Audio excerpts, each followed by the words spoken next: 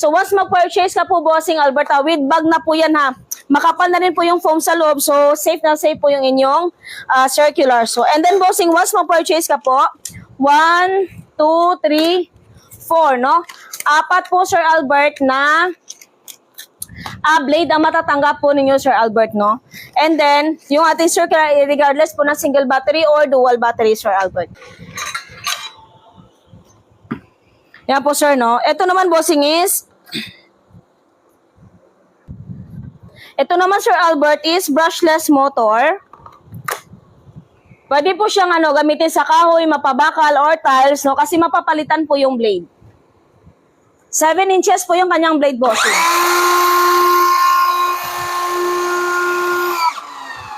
Yan po, sir, no?